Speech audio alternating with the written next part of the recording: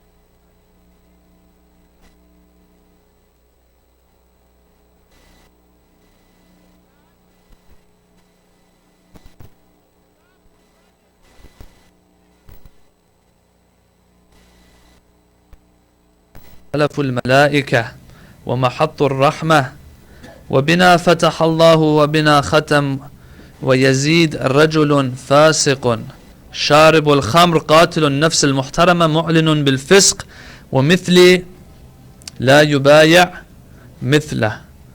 That's the word. Those are the blessed words of Imam al-Hussein. What is the context? Before his death, Muawiyah, this mastermind, a person who, how good can you be to be able to stand up against Amir al-Mu'mineen? Not many can stand up against Amir al-Mu'mineen. It's not all about just fighting and being strong and all that. No, no, no. How to do things. Muawiyah, still till today, we're baffled at how good he was at what he was doing.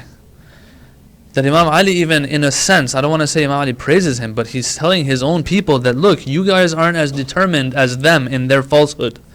They're doing their falsehood better than us and what we believe in, that we know is the truth. This is Muawiyah. So Muawiyah, he knows his son isn't as competent as him. His son's a loser. Yazid is a loser. So he better start working before his death. Why? Working towards what? Working towards that final goal that he had in mind, Muawiyah. The total destruction of Islam. Because Islam is what came and took everything from Bani Umayyah. Bani Umayyah were the big shots. Bani Umayyah were running the show before Islam. At least part of the show they were running, Bani Umayyah. Islam comes, everything changes and messes up everything. So they are determined to get rid of Islam. Abu Sufyan, we all know who Abu Sufyan was. After he is freed by the Prophet comes, conquers Mecca, says, I will free and let Abu Sufyan go. Abu Sufyan becomes quote-unquote Muslim. The Shia school of thought doesn't believe that he was a true Muslim, of course. Of course, when the sword is on top of your neck, of course, you'll be anything. You'll be Buddhist. You'll be Muslim. You'll be whatever it is, whatever the sword wants. So Muawiyah and Abu Sufyan, they've become Muslim by force. Abu Sufyan in his maybe 90s. They say he was blind back then. The Prophet has passed away. The Prophet has passed away years before that. He is walking. They take him to the grave of Hamza Sayyid al-Shuhada. Have you heard this? Abu Sufyan kicks the grave of Hamza. And he says, see, and this is during the time of Uthman. Uthman was Bani Umayyah also. So Bani Umayyah have taken power after Abu Bakr and Umar have passed away. Uthman is Bani Umayyah, he's taken power now. Abu Sufyan is happy. Power has come back to Bani Umayyah. He goes and kicks the grave of Hamza and he says, see that thing that we were fighting over, we finally got it back. In other words, Hamza, you were fighting for Khilafah, for power. Muhammad was after power. Recite salawat. Allahumma salli ala Muhammad wa alih. You took it from us. But now look, you're in your grave and we got it back. Look how petty one can look at things. How petty. That he thinks, still in his 90s, and being in touch with these Muslims this long and fighting them and having to deal with them isn't enough for him to understand. Isn't enough for him to understand that these people aren't just after power. Even if they are after power, power is a means to a loftier goal. That's what they're after, which is Allah, which is Tawheed. He doesn't understand that. He goes and kicks the grave of Hamza Sayyid al-Shuhada, says, see, we got it back, that which you were fighting for. This is Bani Umayyah. This is Muawiyah. He is the son of Abu Sufyan. They are after one thing, get it back. Alright, so Muawiyah wants to get it back also, and he has the power now. He says, okay, now that I have power, I have to make sure Islam is wiped out. But very subtly, I'm going to do that. But of course, he's not going to live forever. Death will eventually come, and he knows it well. So what does he do? He starts collecting bay'ah for his loser son, Yazid. And I say loser because all schools of thought believe he's a loser. Okay, there's no difference of opinion here. The best you'll find, brothers and sisters, is some Wahhabis that they will say, be careful, do ihtiyat and take precaution, just don't do lanat on him. That's what they say. They say, yeah, three very bad things happened in Yazid's time. But still, Don't do la'nat on him. Do la'nat on other people. Why are you so adamant about doing la'nat on people? Do la'nat on Fir'aun. I've seen the guy, he says this on YouTube. Do la'nat on Fir'aun. We know Fir'aun is cursed. Curse him. We're not sure about Yazid, but we're sure about Fir'aun. He mentions other names too. He mentions one of our ulama too. Astaghfirullah. He says, we know these people are mal'un, so send la'nat on them. So Yazid was a loser. Now, a loser that you do la'nat on or you don't do la'nat on, your choice. Anyway, Muawiyah is gathering bay'ah during his lifetime for his son Yazid. For his son Yazid. Now, this goes against everything though. Because Muawiyah, when he signed the ceasefire with Imam al-Hasan alayhi salam, what the terms of that peace treaty or ceasefire were, one of them was that after Muawiyah, power goes to either Al-Hasan alayhi salam if he's alive, or Al-Hussein if in the case of Imam Hassan's death. That was one of the agreements. But now he's gathering bay'ah for his son Yazid. Alright, so now the bay'ah is given because everyone wants to, they want to impress the Khalifa, Muawiyah. Or either it's because of the money that he has, or whatever it is. So they give bay'ah. People give bay'ah. Lots of people give bay'ah across the Islamic empire. Now Yazid sees that his father is dead. Muawiyah eventually dies after 20 years of doing whatever he wanted. Subhanallah, what Muawiyah did, no one else in the history of Islam did to harm Islam. And I've said this before elsewhere. Allama Tabatabai, I've read this myself in one of his memoirs. He says, I send my la'nat on him after every salat. Because he changed everything. Anyway, Yazid is informed that his father is dead. What does he do? He knows that people don't love him. So the first thing he does is he makes sure to go and renew the bay'ah that everyone had given him. Right from the start. Muawiyah is dead. Maybe even they haven't buried Muawiyah. The letters are going out now. Then make sure you renew the bay'ah of the people all over, to the governors that are governing different cities. Kufa, Medina, Mecca, all of these places. People renew their bay'ah to Amir al-Mu'mineen, na'udhu billah, Yazid. This is where our story begins regarding this line of Imam al-Hussein alayhi salam. A letter comes to Medina. And a person by the name of Walid bin Utbah is the governor there. The letter comes and he reads in that letter that there are 3 people that I want you to get bay'ah from. 1, Abdullah bin Umar. Umar ibn al-Khattab had a son by the name of Abdullah. We'll cover him later inshallah. He's very controversial. Another one that I want you to get bay'ah from. Can anyone tell me? Yeah? Oh, of course, that one, yeah, we know. This Imam al-Hussein. The third one. Those who've seen that movie, probably. Abdullah bin Zubair. We're going to talk about that movie a little bit too, actually. Later. Abdullah bin Zubair. Another very controversial figure. These 3, Yazid says, either bay'ah or their life, their heads. So now, in that time, we don't have Abdullah bin Umar in town. He had gone for Umrah to Mecca, they say. So there's 2 people in town now. Abdullah bin Zubair and Imam al-Hussein.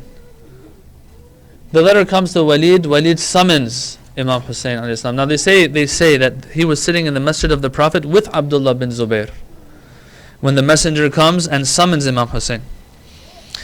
And Imam Hussein has been narrated to say to Abdullah bin Zubair, he says, Ara anna taghiyatahum qad halak.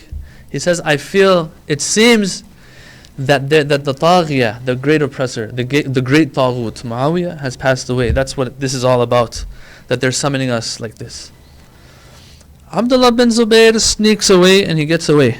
That we'll talk about that later too, maybe, inshallah. But what concerns us now is Imam Hussein. And most of us have heard this part of the story now. Imam Hussein goes to the palace of this governor Walid bin Utbah. He doesn't go alone though. The Imam's not going to go alone. He takes 30, they say, of the Bani Hashim with him. The Bani Hashim were warriors. Can't mess with Bani Hashim. Because they don't fear death. Death and life for them is the same. These are the family of Amir al-Mu'mineen, the family of the Prophet. He takes, and most probably we know that Abu al-Fadl Abbas is shadowing Imam Hussein everywhere. You don't need the rest of Bani Hashim maybe. One is enough. Imam Hussein takes these 30 with him. And he tells them to stay outside of the palace. And he tells them, if you hear my voice go up, things are going down, you rush in and you help me. That means I need help. He goes in, Walid bin Utbah tells him that Muawiyah has died, Yazid is asking for bay'ah. Imam Hussein says, this time of night, you want bay'ah from me? And convinces him. Convinces the governor of Medina that let's talk about it tomorrow. And when Imam Hussein says let's talk about it tomorrow, it doesn't mean he's going to run away. Like Abdullah bin Zubayr ran away. He's not going to run away. And Walid bin Utbah knows this. Man kan yu'min billah wal yawm al-akhir falyafi idha wa'ad. A person who believes in Allah and the Day of Judgment, the hadith says, they have to live up to their promise when they make a promise, an oath. Yeah, these are those forgotten hadiths. So Imam Hussein, if he tells them, I'm going to come tomorrow, let him come tomorrow. And Walid bin Utbah understands this, so he says, okay. He's convinced, he lets him go. Imam Hussein wants to make his way out, but there's another loser there by the name of Marwan bin al-Hakam. He's such a loser that in Ziyarat Ashura, him and his family, Alu Marwan, are ones who are cursed. Who knows the line for that in Ziyarat Ashura? Does anyone remember? Ala Marwan, Ala Ziyad, all of them, yeah? Okay, thank you. He's answering all the questions, brothers. Very good. So, Alu Marwan, not only is he bad, but his whole clan and family and tribe have problems. Who is Marwan? Very quickly, Marwan is a person the Prophet threw him and his father out of Medina. And they were brought back in by Uthman later. Abu Bakr and Umar said they're not allowed to come back. We're not going to bring someone back in that the Prophet kicked out of Medina. That's how bad he was. Then Uthman brought him back in. They're Bani Umayyah. And this Marwan was there when the going got tough for Bani Umayyah. What time am I talking about?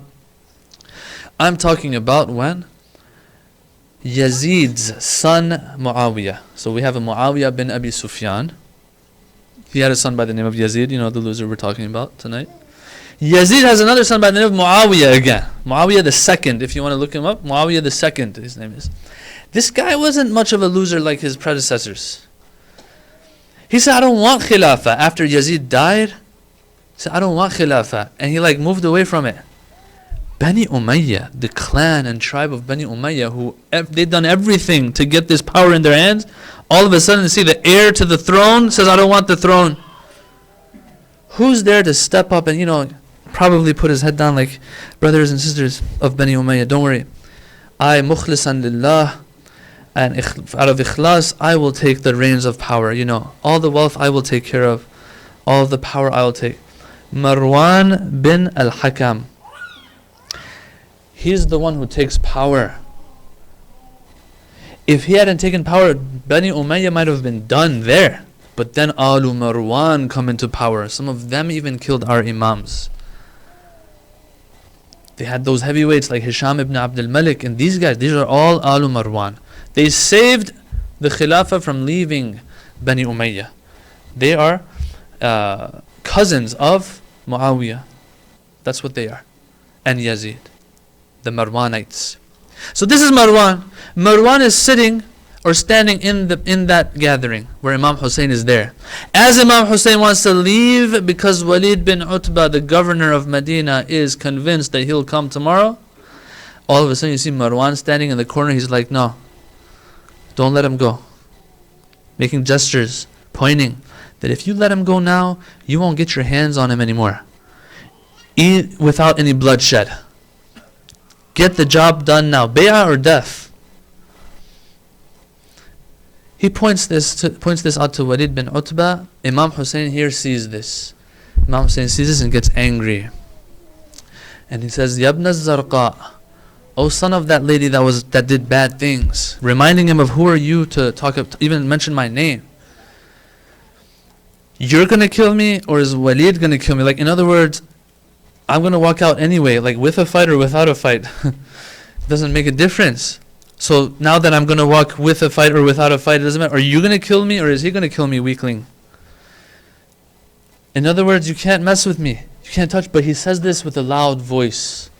And when he says it with a loud voice, those other 30 Bani Hashim that were out there waiting in the night, they hear Imam Hussein's voice go up. They won't think anymore. They pour into the palace.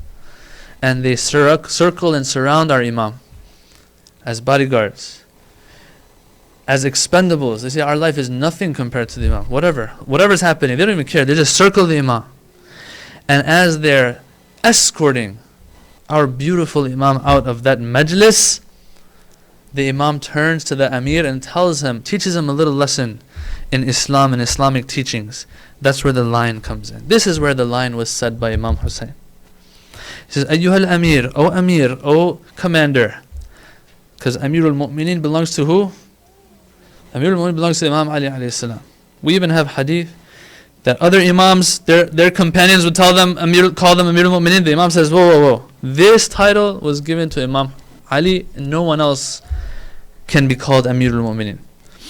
Now here, he says, Ya Amir, O person who has the command, O governor, Inna ahlu baytin nubuwa. If I'm not giving bay'ah, I am from the family of prophethood.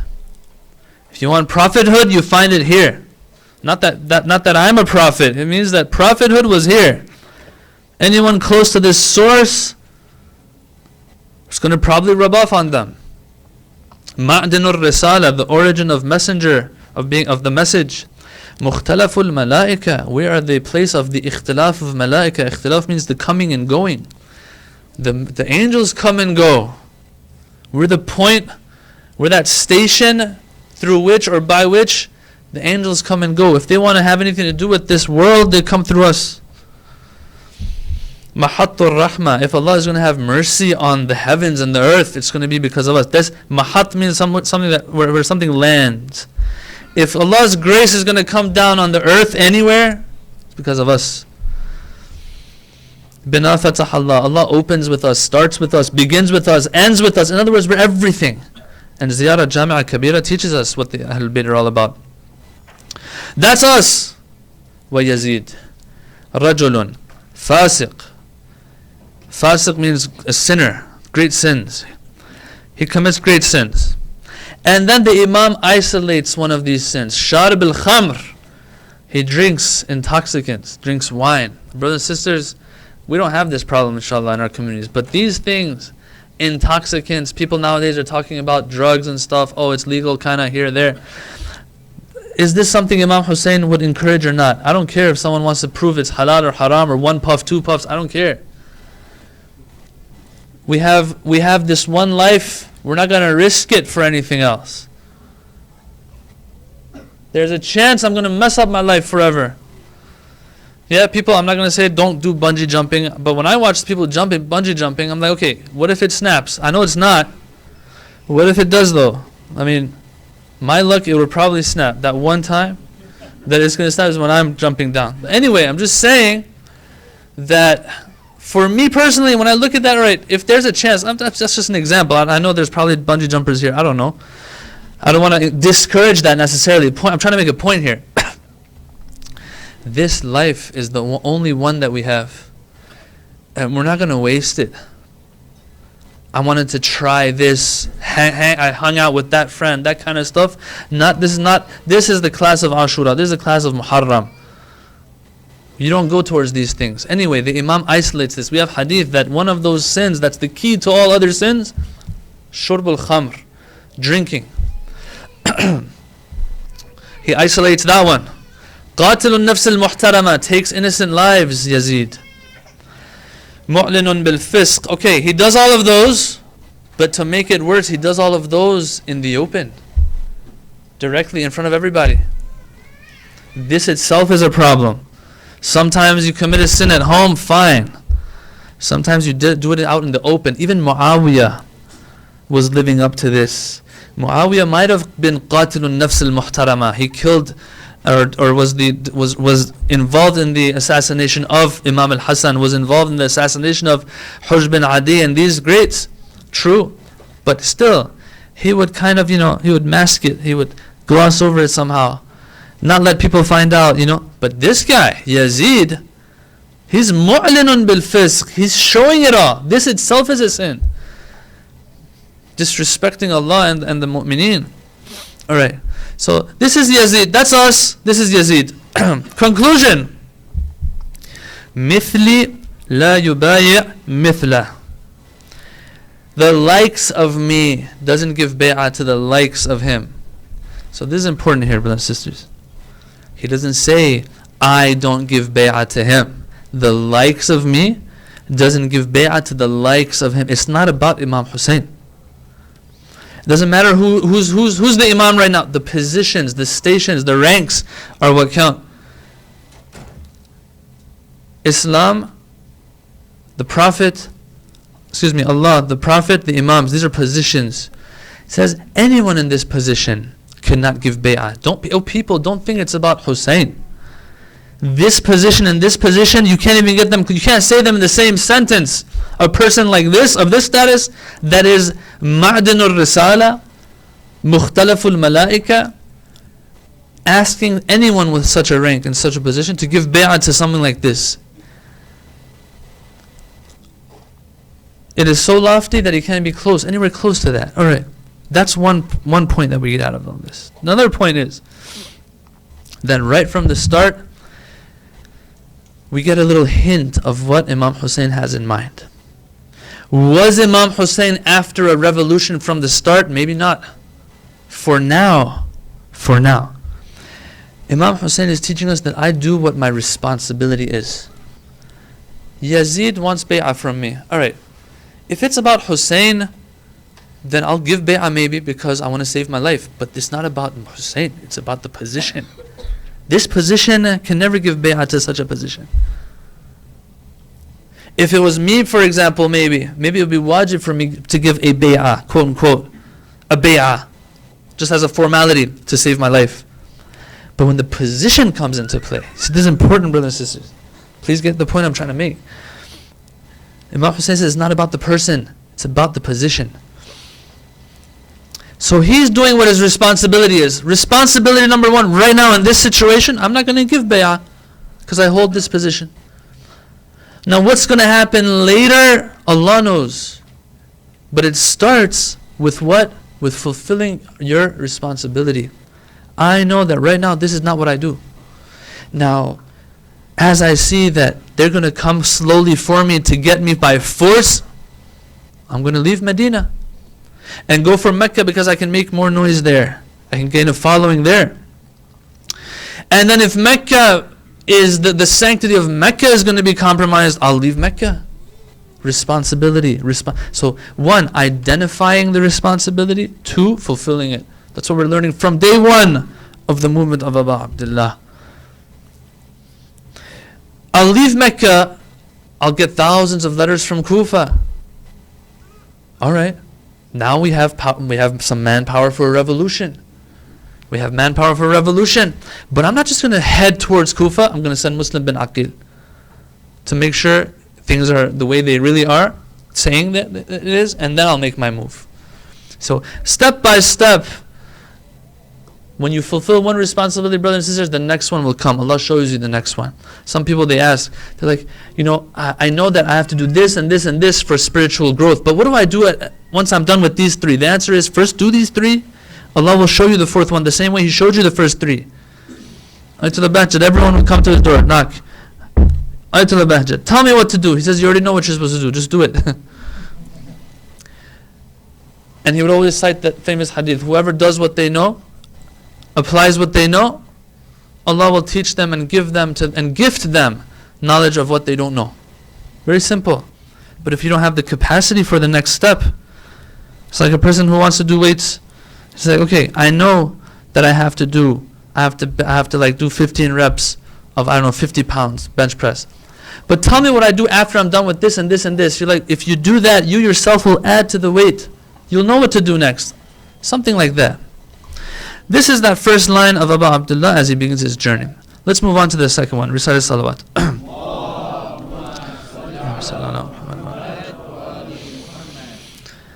They say that right after Imam Hussein leaves that gathering, these lines are said from him. And then we'll get into the context. It says, Assalamu alayka ya Rasulallah. Ana al-Husayn ibn Fatimah.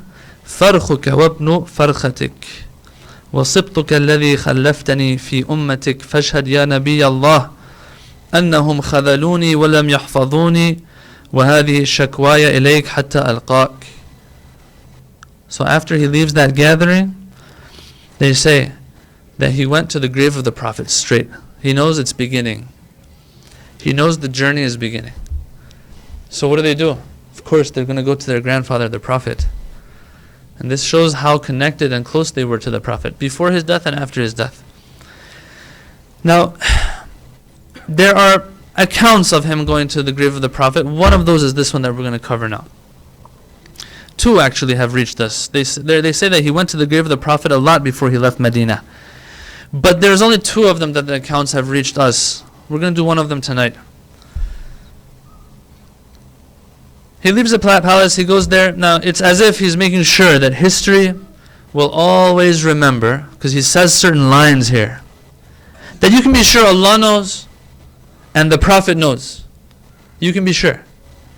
But he's going to still say them to the Prophet. He wants history to remember that when he started his journey, this is what he was all about. This was his status. Well, we're going to explain those lines. The history will remember that who this Hussein was, that was slaughtered by the Euphrates with a dry mouth.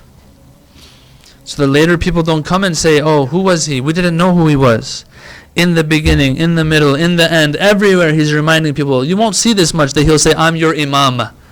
He keeps saying these lines that we're going to say tonight. We're going to cover. It's like as if he's speaking to all of mankind, although he's addressing the Prophet. He says, peace be upon you, O Messenger of Allah. I am Hussein, the son of Fatima. Like the Prophet doesn't know. Your beloved son, and son of your beloved daughter, and grandson whom you left behind amongst your nation. So behold, O Prophet of Allah, they verily abandoned me from the start, and did not observe my status. This is my complaint to you, till the day comes that I meet you. Subhanallah, what a story. Another line by the Imam. Saying number 3. Inna lillahi wa inna ilayhi raji'un wa ala al-islam as-salam. إذ قد بليت الأمة براع مثل يزيد. ولقد سمعت جدي رسول الله صلى الله عليه وآله يقول الخلافة محرمة على آل أبي سفيان فإذا رأيتم معاوية على منبر فابقروا بطنه وقد رآه أهل المدينة على المنبر فلم يبقروا فابتلاهم الله بيزيد الفاسق. This line is another line that the Imam says in Medina before leaving. What's the context here now?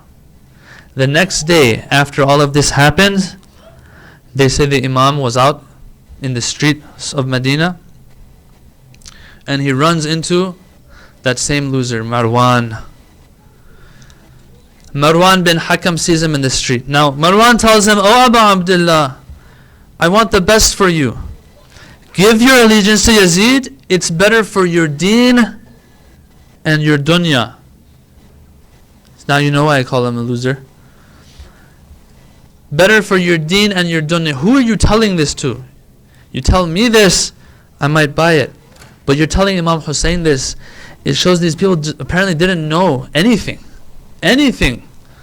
The fact that this is the Prophet's son, the Prophet's grandson, doesn't mean anything to them. That this person might have something special that others don't have. That this for sure is amongst the Ahlul Bayt. Now others you want to add to Ahlul Bayt, maybe add them too. But what's for sure is Imam Hussein is part of Ahlul Bayt. For sure. Then you're making this offer to him the next day. You see, brothers and sisters, we sit here and we attack these villains of Ashura, right? We attack them all the time. Ayatollah Bahjat would say that, hey, we all have something like a little Yazid in us too. If we keep feeding it, it'll grow.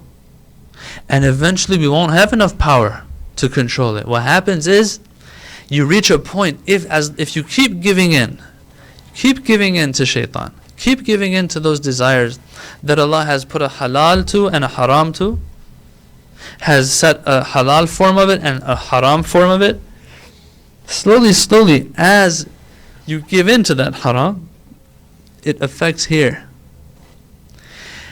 To the extent that you think that this is part of deen to give bay'ah to who? To Yazid, the fasiq, fajr, sharib al-khamr, qatil al-nafs al-muhtarama. This person, everything that's truth and falsehood is distorted. If the Quran tells us that in tattaqullah yaj'al lakum furqana, if you have obedience of Allah, if you have piety, Allah will give you a measuring stick that you can tell between right and falsehood, good and bad, falsehood and truth. If the Quran tells us this, the flip side holds as well. That if I don't have taqwa, what's going to happen? Everything's going to be distorted. Haqq and batil, I can't tell the difference anymore. You get what I'm saying?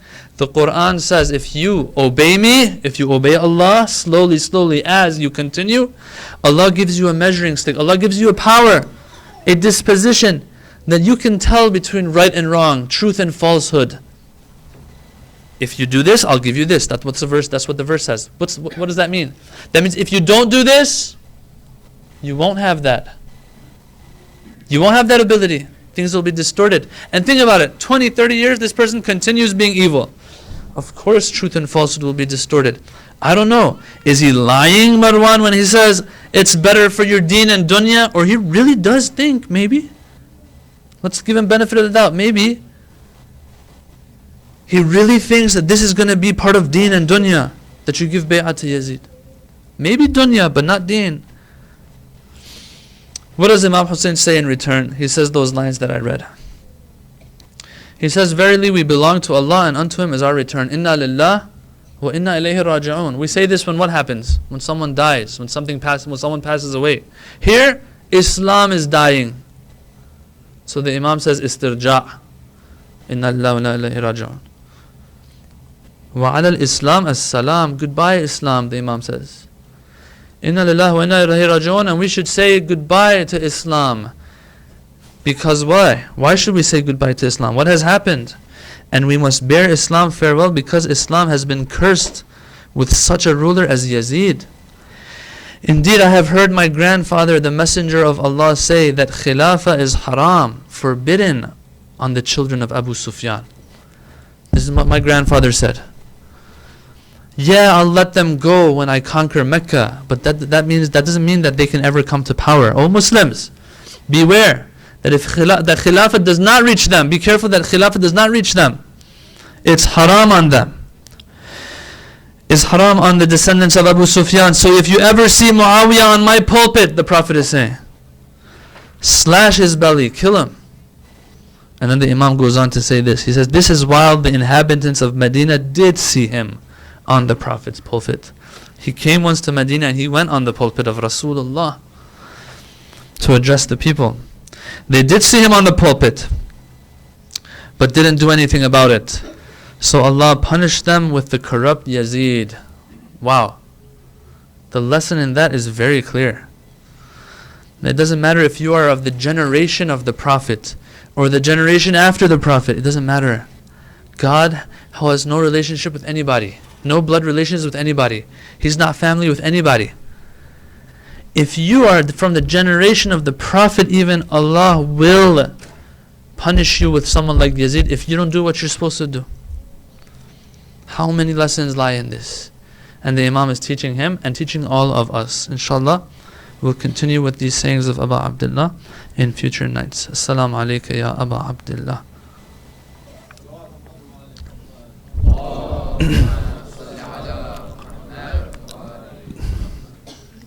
All of them.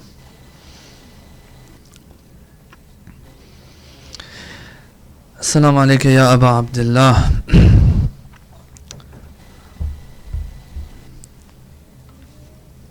On these visits of Imam Hussein alayhi salam to the grave of the Prophet, and he's bidding the Prophet farewell. We'll read the other one tomorrow, the other visit of his to the grave of the Prophet. He goes there, you can sense in his tone that there's a little break in his voice. He knows that this is the end. He knows, he's been told that a time will come, as Salama tells him also, that I heard the Prophet say you will be killed in a land called Karbala.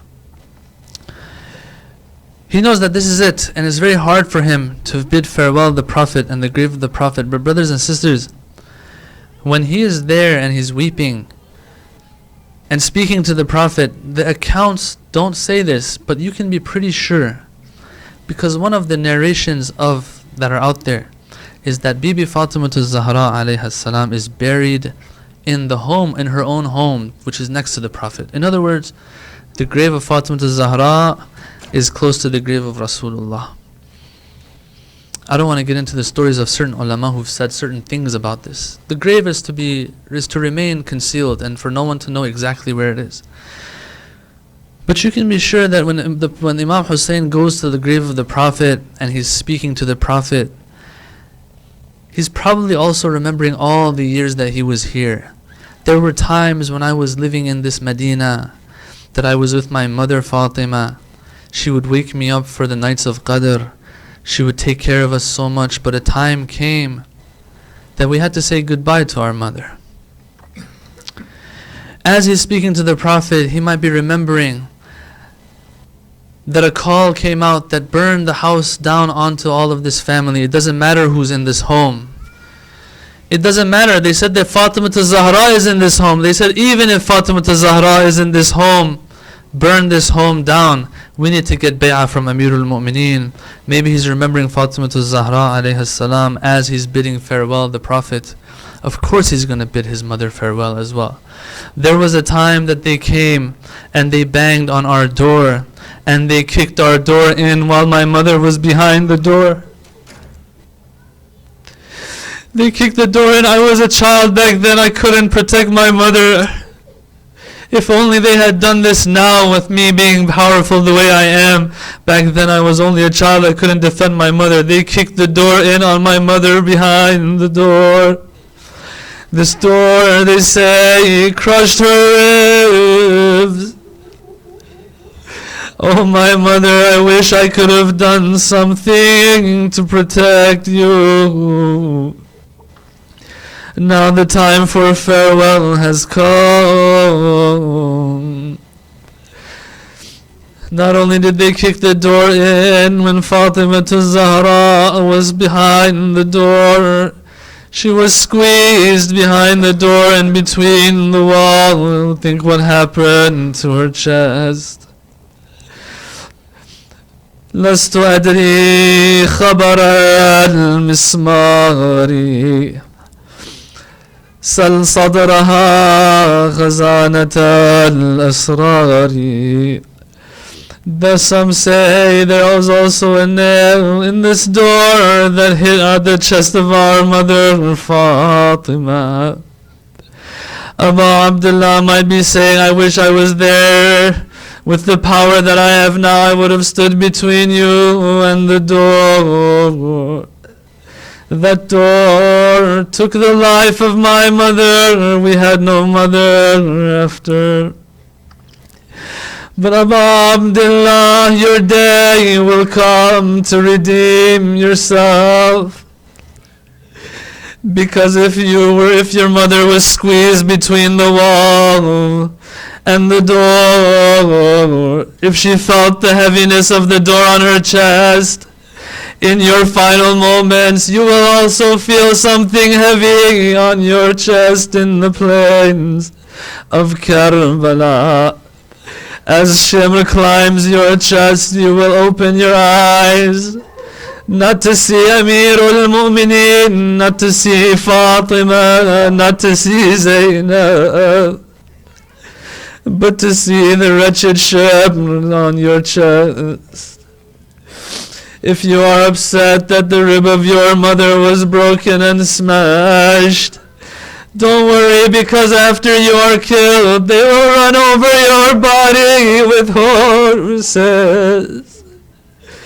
They will crush your chest so that you are sure that you felt what your mother felt. Ya Allah, if you wish, you could have done something about that nail. Then don't worry, there will be a spear going through your neck, lifting your head above the spears. La hawla wa la quwwata illa billah al-ali al-azim.